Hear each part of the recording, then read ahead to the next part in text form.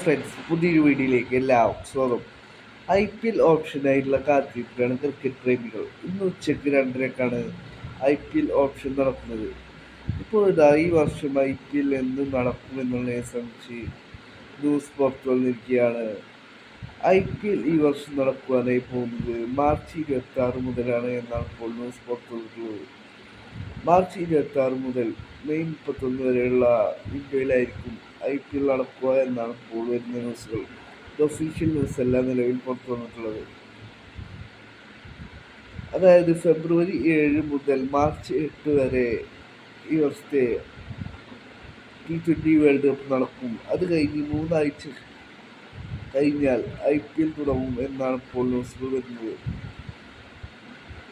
നിലവിൽ official fixture പുറത്തു വന്നിട്ടില്ല.